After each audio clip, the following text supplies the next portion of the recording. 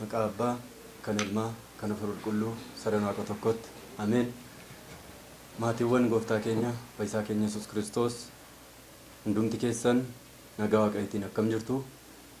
Ameen. Galateeffamuun amala isaa kan ta'e Waaqni waaqotaa, gooftaan gooftotaa, fayyisaan addunyaa, hoolichi qaraaniyoo, ilmi durbee Maariyaam Yesuus Kiristoos badii keenya otoo nutti hin lakkaa'in guyyaa irratti guyyaa nuuf dabalee, bara irratti bara nuuf dabalee, guyyaa eebbifamaa kanaan kan nu ga'e maqaan isaa bara hamma baraatti kan galateeffameef kan qulqullaa'e nuuf haa ta'u.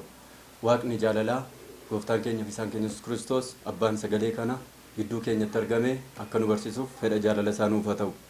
Mata dureen barumsa keenyaa galmee fi badhaadhummaa dhokateen siif laadha. Raajii Isaayaas boqonnaa 45 lakkoofsa 3 irra kan jiru. Jecha kana kan dubbate gooftaa keenya fayyisaa keenya Yesuus Kiristoosidha. Qodaa godhatee yookiis meeshaa godhatee kan inni irratti dubbate, kan inni ittiin dubbate raajaa Waaqayyo kan ta'e Isaayaasidha. Kanaaf iccitiin mootummaa Waaqayyo maal akka fakkaatu, mootummaa Waaqayyo argachuun maaliif akka ta'e, mootummaa Waaqayyo akkamitti akka argatamu, mootummaa Waaqayyo eewu biratti dhokatee akka jiru kan keessatti ilaallu ta'a jechuudha kaayyoon barumsa kanaa. Kanaaf sagalee kana kan inni itti dubbate mooticha Qiroosidha. Qiroos jechuun kan dibame, kan eebbifame, kan Waaqayyoof adda ba'e jechuudha hiikoon maqaa isaatii. Maqaa kanas kan waame, kan jecha masoo maqaa bareedaa kanaan kan waame Waaqayyoodha. Qiroos abbaan isaa ilma mootiiti. Qiroos abbaan isaa Naabuukadanatsor jedhama. Hormoota irraa lammii Israa'elotaa kan hin taanedha jechuudha. Kanaatiif Naabuukadanatsor warra jedhaman yookiis immoo Anaaniyaa, Azaariyaa, Misaa'el ijoollee jedhaman abiddatti kan gate, abidda keessa kan buuse sagalee Waaqayyoof jecha ijoollee kana abiddaaf kan laate jechuudha. Waaqayyo garuu nama kana akka ittiin uummata isa barsiisuuf jecha mucaasaa kana fuudhee eebbisee mootii godhee isa dibe jechuudha. Mootiin kun bara dhaloota Kiristoosiin fuuldura bara 559 hanga 530tti mootii ta'e kan bitaa turedha jechuudha. Kanaaf mootiin kunis biyya Faaris irrattidha kan inni mootii ta'e. Biyya Faaris irratti mootii ta'ee jira. Mootii ta'ee otoo jiru, biyya Faaris irratti mootii ta'ee otoo jiru, biyyoota hundumaas hirree kan qabuuf, ogummaa ittiin bulchuu danda'us kan qabuuf, bara dheeraas kan bite waan ta'eetiif biyyoota hundumaa weeraree harka isaa jala galchate jedha macaafni qulqulluun raajii Daani'el boqonnaa 5 lakkoofsa 30 irratti jechuudha. Kanaaf mootiin kun bara dhaloota Kiristoosiin fuuldura bara 539 Baabiloonota injifatee Israa'eloota akka abbaan isaa Israa'eloota hacuuce, akka abbaan isaa Kiristaanota hacuuce otoo hin taane inni immoo biyya Baabiloon irratti mootii ta'uudhaan bara 539 dhaloota Kiristoosiin fuuldura mootii ta'uudhaan biyya Baabiloon irratti walabummaa labse. Walabummaa inni labse maali? Kiristaanota Israa'elotaaf walabummaa labse.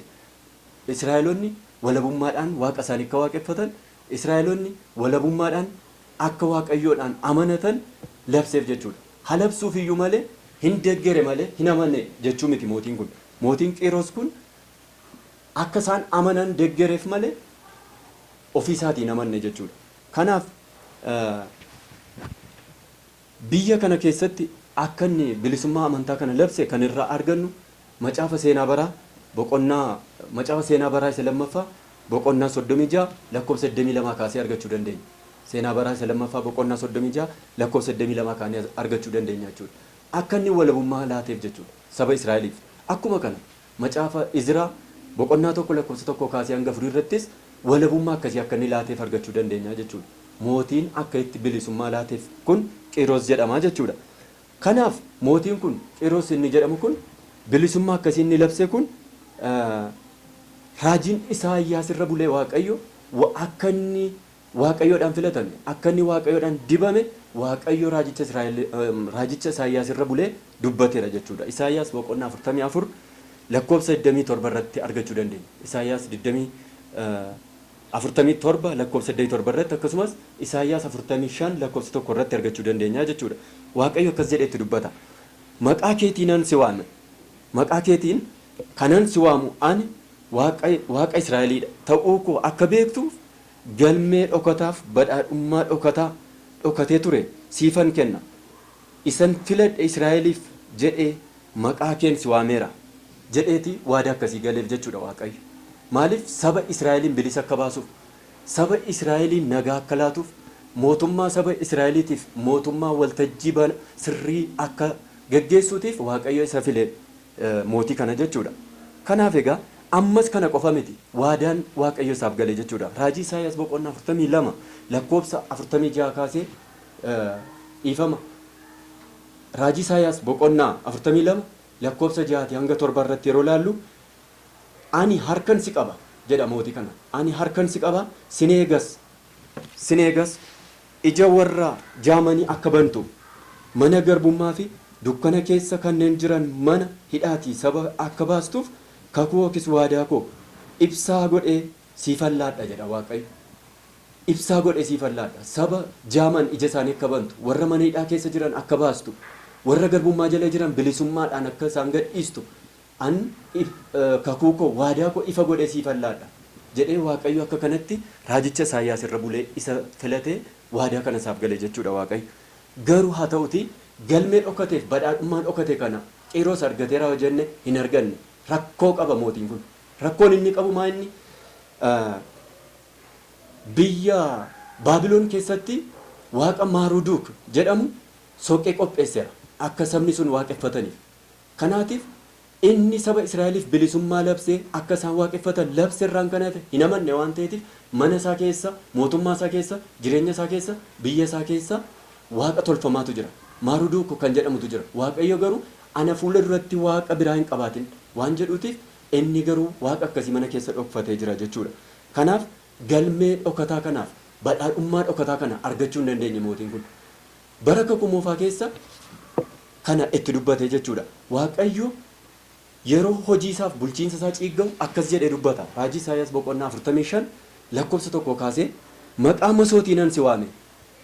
Maqaa masootiinan si waame. Ati garuu nan barre jedha.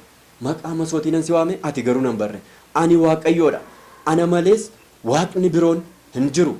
Bahan galixaatti ana malee akka hin jirre akka saba kana hubachiistuufan si hidhachiise bulchiinsummaa koo si hidhachiise. Ati garuu ana hin barre jedha. Kanaatiif rakkinni mootiin kun mootiin Qiiros geggeessaan biyya Faaris kun rakkinni inni galmee dhokataa kanaaf badhaadhummaa dhokataa kana argachuu dadhabeef inni tokko isa kanaadha jechuudha. Waaqa tolfamaa waaqa biratti qopheessee sabaaf qopheessuusa. Bulchiinsa isaa keessatti Waaqayyo biratti waaqa tolfamaa qopheessee mootummaa isaa keessa kaa'uu isaatiin galmee dhokataa kanaaf qabeenya dhokataa yookiis badhaadhummaa dhokataa kana dhabee jechuudha. Kanaatiif galmee dhokataa kanaaf badhaadhummaa dhokataa kana argachuu hin dandeenye jechuudha. Kanaatiif galmee dhokataan sun badhaadhummaa dhokataan sun maanni yoo jenne bara kakuu moofaa keessatti yoo fudhanne ilaalle Waaqayyo jireenya bara baraatiif qopheessee Addaamiif Hewaaniin mootummaa isaa keessa kaa'ee jiratu. Kanatti nyaadhu kanatti hin nyaatin jedhe yoo inni isanni eege sana cimse eeggate immoo mukti inni sadaffaan isaaf kaa'amee jira jechuudha. Yoo dulloome nyaatee kan haara'u mukti sadaffaan isaaf jiratu. Garuu Addaamiif Hewaan muka jireenyaa kana isa Waaqayyo hin nyaatin jedhe waan nyaataniif isa Waaqayyo hin godhin jedhe waan darbanii abboommii Waaqayyo cabsaniitiif jalaa dhokate jechuudha galmeen jireenyaa kun. Kanaatiif hiikumti maqaan Hewaan jedhamuyyuu jiraattuu bara baraa jechuudha. Hewaan jechuun jiraattuu bara baraadha. Ofii ishee jannata keessa akka jiraattu duuti akka isheen quunnamne mirkaneessuudhaaf jiraattuudha jedhe maqaan kun laatameef. Garuu isaan Addaamiif Hewaan jannata keessa jiraachuu hin dandeenye. Gatii kanaa cubbuun addunyaatti dhufe. Gatii kanaa galmeen jireenyaa dhokate. Gatii kanaa qabeenyi yookiis badhaadhummaan bara baraa mootummaa Waaqayyo bara baraa dhokate jechuudha. Kanaatiif galmeen dhokate sun eenyudha yoo jenne Addaamiif Hewaanidha. Qabeenyi dhokate sun maa inni abboommii Waaqayyoodha. Kanaaf galmeen dhokate badhaadhummaan dhokate isa kanaadha jechuudha. Badhaadhummaan dhokate mootummaa Waaqayyo sanaa jireenya Waaqayyo isaaniif qopheesse gannata Eden keessa isaan kaa'edha jechuudha. Kanaaf egaa raajii Isaayyaas boqonnaa 7 lakkoofsa 14 irrattis namni jalaa dhokate tokko jira. Simoon jaarsichi kan jedhamu raajii Isaayyaasiin akka hiikuuf durbi durbummaan ni ulfoofti. Ilmas ni deessi maqaasaas Amaanu'el jette hin moggaasti. Sagaleen jedhu jechi jedhu barreeffamee jira ture. Isa kana mootii Baqlimoos jedhamu sodaachuurraan kan ka'u jaarsi kun akkamitti durbi durbummaan ulfoofti jedheen barreessanii lubbuu kootiif eeggannoo gochuu qaba jedhe sodaate dubartiin hin ulfoofti ilma sindeessi jedhe barreesse. Dubartiin akka ulfooftu beekamaa. Garuu wanti raajiif ajaa'ibsiisaa ta'e maanni yoo jenne durbi durbummaan ulfaa'u. Kanaatiif namichi kun yookiis jaarsi kun durbi durbummaan in ulfoofti jedhee barreessu dhiisuu isaatiitiin kan ka'u duuti akka san qaqqabne hamma kana agartutti hin duututtiin jedhe sagaleen Waaqayyo. Hamma kana agartutti hin duututtiin jedhe galmeen sun jalaa dhokate. Badhaadhummaan sagalee Waaqayyo, beekumsi sagalee Waaqayyo, hubannoon sagalee hafuura Waaqayyo, hubannoon sagalee Waaqayyo jalaa dhokate jechuudha. Kanaatiif yeroo inni jalaa dhokatutti umurii dheeraa dabarsee jaan jedhee jooree jaawwara jaarsi kun Luqaas boqonnaa 2:29 irratti yeroo galme haaraan nuuf argamtu, yeroo qabeenyi yookiis badhaadhummaa haaraan nuuf argamu qulqulleettii Maariyaamiin yeroo argamtu galme bakka Hewaan buutee galme haaraan galmeen dhokatee ture, galmeen dukkana keessa ture, galmeen waggaa 5,500 dhokatee ture sun yeroo karaa qulqulleettii Maariyaamiin argamu qulqulleettii Maariyaamiin galmee jireenya Waaqayyoo taate, galmee jireenya barabaraa taate yeroo isheen argamtu qabeenyi yookiis badhaadhummaan hunda keenyaa kan ta'e Kiristoos yeroo isheerraa dhalatu argee Simo'oon jaarsichi fuudhee mucaa kana kaachuu isaatti qabate hammate. Kunoo iji koo argeera, kunoo isa naan jedhame raajii sana ga'ee argeera jechuudhaan fuudhee mucaa kana qomatti qabatee dhungatee simate. Kanarraan kan ka'u qulqulleettii Maariyaamii siilii ishee yeroo dhungannu, siilii qulqullootaa yeroo dhungannu, siilii madaani'aalamii yeroo dhungannu, fannoo yeroo dhungannu illee karaa tokko karaa kana bu'aa arganna. Akkuma kana umurii ittiin haareffate jechuudha. Yeroo fuudhee mucaa kana hammatee kaachuu isaatti qabatee mucaa kana fuudhee dhudhungatu maddii isaa keessa dhudhungate iji koo argeera, fayyisuu keessa argeera, egaa yeroon koo geesseetti na geggeessi yeroo jedhutti umuriin isaa deebi'ee dargaggeessa waggaa 30tti deebi'ee jechuudha. Ilaala. Kana argate galmee jalaa dhokatee ture sana. Kan argate karaa qulqulleettii Maariyaamii, karaa Hewaan isa dhokatee ture sana, karaa Maariyaamii, karaa Addaam isa dhokatee ture sana, karaa Kiristoos galmeen jireenyaa kun argame. Qabeenyi barabaraa, badhaadhummaan barabaraa argame jechuudha. Kanaaf akkuma kana wangeela Maatiyos boqonnaa 1:84 irratti fudhannee yoo laalle Yoosefitti wanti dubbatee jira. Yoosefitti wanti dubbatame jira. Addunyaa jalaa kan dhokate. Luboonni mana qulqullummaa keessaallee fudhachuudhaaf yeroo ishee ciiga'an akkamitti nuti mana keenyatti fudhannee galla? Maqaan nu bada, ulfoofteetti waan ta'eef jedhanii yeroo sodaatanitti isheen kan ulfoofte, isheen kan kabajamte hafuura Waaqayyoodhaan, ayyaana Waaqayyoodhaan yaa Yoosef ishee hin dhiisin fudhadhu jedhe ergamaan Waaqayyoo. Wangeela Maatiyos boqonnaa 1:84 irratti innaa ilaallu jechuudha. Galmeen dhokate kun galmeen namoota jala, luboota jala, jaarsolii maanguddoota Israa'elootaa jala inni dhokate kun Yoosefiin fudhadhu jedhe. Yoosef erga sagalee Waaqayyoo dhaga'e booda utuun sodaatin qaaniif salphina tokko malee galmee dhokattee turte kan. Mana qulqullummaa keessa ishee dhokatte. Abbaa Hiriyaaqos ati akka biyya lafaatti qoosaa adda addaan kan guddatte miti. Ati jecha akka dubartoota Ibrootaa morma kee dhedheeressuudhaan arraba keetiin jecha qoosaa garaagaraa albaadhummaa garaagaraa dubbachuudhaan nyaata biyya lafaa waan hin barbaachisne kan namatti toluuf kan namatti hin tolle nyaachuudhaan iji kee biyya lafaa ilaaluudhaan kana hundaatiin kan guddatte miti. Ati mana qulqullummaa keessatti kan guddatteedha. Faaruu qulqullootaatiin, faaruu lubootaatiin, kabaja ergamootaatiin, soora samiitiin, nyaata mannaatiin guddatte malee jedhe. Mana qulqullummaa keessa waggaa 15 irraanfatamtee addunyaa bira, abbaa ishee fi haadha ishee bira irraanfatamtee mana qulqullummaa keessa turte. Ishee irraanfatamte kana Yoosef akka fudhatuutiif galmee dhokattee turte kana. Yaada Addaamiif yaada Hewaan keessa ishee dhokattee turte. Utuu addunyaan hin argaminiin fuuldura yaada Waaqa abbaa keessa turte haati keenya qulqulleetti durbee Maariyaamiin yaada Waaqayyoo abbaa keessa dhokattee turte. Kanaatiifidha Addaamiif Hewaaniin illee gaafa dogoggoran ani dhala keetiirraa dhaladheen si fayyisa jedhe. Dhala keetii isheen jedhamte qulqulleettii Maariyaamiidha. Galmeen waggaa 5,500 dhokatte sun cinaacha Addaamiif Hewaan keessa isheen turte, sanyii isaanii keessa isheen turte qulqulleettii durbee Maariyaamiin argamuu ishee. Kallattii ba'aa dhiya kaabaaf kibba hundumaa andaara hundumaa daawwate.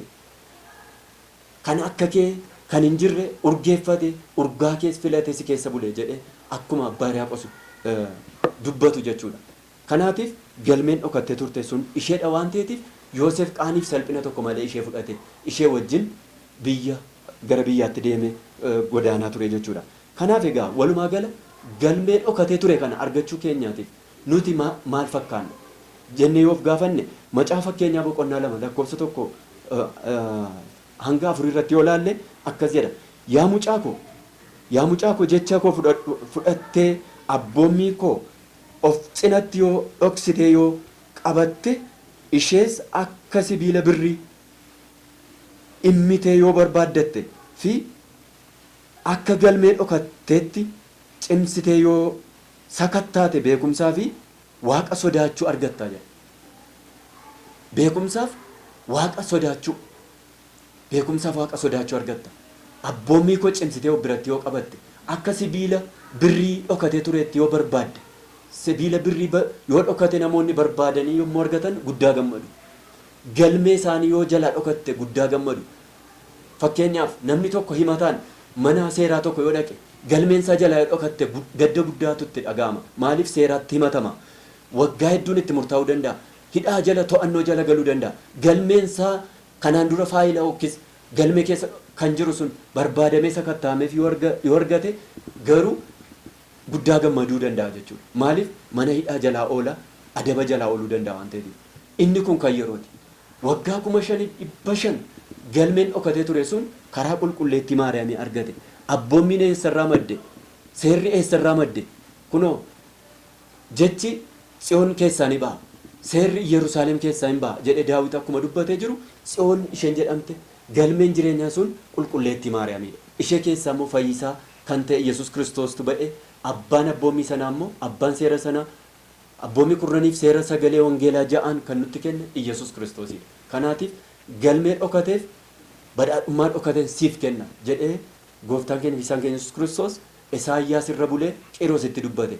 Kanaaf har'as taanaan galmee dhokate kanaaf badhaadhummaa dhokate kana argachuudhaaf nuti haadha keenya qulqulleettii Maariyaam yoo qabanneen ala mootummaa Waaqayyoo argachuu hin dandeenyu. Kanaaf mootummaan Waaqayyoo amma isin gidduu jirti jedhe Yesuus Kiristoos gaafa dubbatu. Isin gidduu jirti jedhe. Maaliif qaamaan dhaabbatee jira? Waaqayyoo qaamaan hin mul'anne qaamaan dhaabbatee jira. Qaamni inni fudhatee dhufe sun eenyurraa fudhatee dhufe? Qulqulleettii Maariyaamii keessaa fudhatee dhufe. Isheerraa foon fudhatee dhufe. Nama fakkaatee murtaa'ee dhufe. Kanaatiif amma isin bukkee jirti, isin gidduu dhaabbattee jirti mootummaan Waaqayyoo jedhee dubbatee jira. Kanaaf barumsi keenya kun kan itti fufu ta'a jechuudha. Galmeen dhokate suniif badhaadhummaan dhokate sun maal akka ta'e yeroo jalqabaatiif akka kanatti haadha keenya qulqulleettii Maariyaamiidhaan badhaadhummaan dhokatee ture sun Yesuus Kiristoosii ta'uusaa addunyaa jalaa dhokatee inni jiru har'a ijoollee bataskaanaa ijoollee haadha keenya qulqulleettii Maariyaamiitiif galmeen kun banamee jira. Galmeen kun argamee jira. Badhaadhummaan akkasii laatamee jira. Kanaaf hundi keessan maatiin Waaqayyoo kan taatan akkasumas ijoolleen haadha keenya qulqulleettii Maariyaamii galmee dhokateef badhaadhummaa dhokate kana argachuudhaaf hundi keessan gurra keessan gara bataskaanaatti qabdanii afaan keessaniin sagalee Waaqayyoo yoo dhageessan dubbii sagalee Waaqayyoo duukaa yoo buutan galmee dhokateef badhaadhummaa dhokate kana argachuu waan dandeessaniif hundi keessan dubbii sagalee Waaqayyootti deebi'uun anaaf isin irraa barbaachisa. Waaqa nu barsiiseef galanni guddaan isaaf haa ta'u. Galatooma.